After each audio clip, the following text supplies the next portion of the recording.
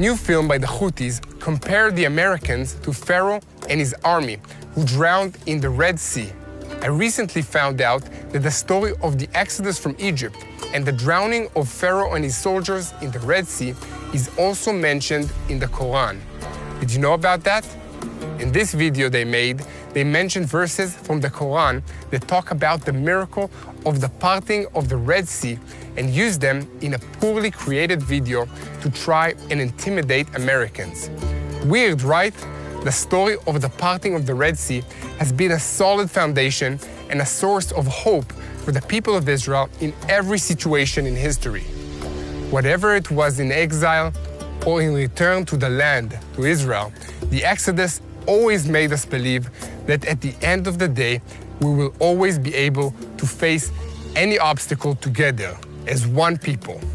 Let's dive together into the story of the Exodus and see how it is relevant today more than ever.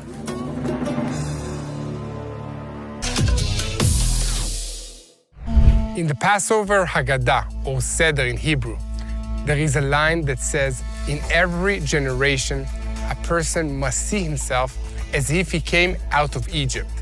The meaning of this is that everyone should see themselves every day of the year, but especially on Passover, as someone who has been redeemed, meaning he came out of Egypt as a free man to start a new life. Since October 7th, many different voices have been raised amongst the people of Israel. For me, Passover is a holiday that symbolizes our unity.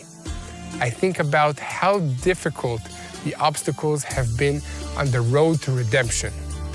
It seems like every time something worked out, something else happened.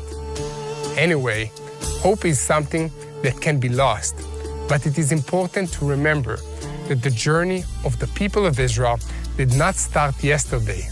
It has lasted for thousands of years, and we have overcome greater difficulties than these.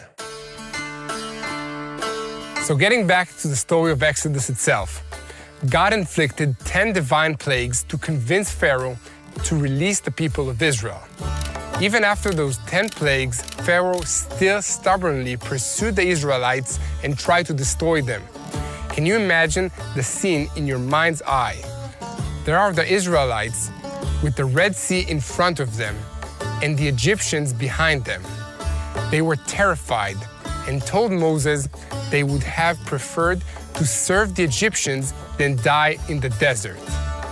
Moses cries out to God, and God tells him, "Why do you shout out to me? Speak to the children of Israel and tell them to keep moving." Then God moved the pillar of fire to stand between the Israelites and the Egyptians, and they waited while the Lord pushed the sea back. It says the Lord stretched out his hand and moved the sea back the whole night long. What happened next? We'll get back to it.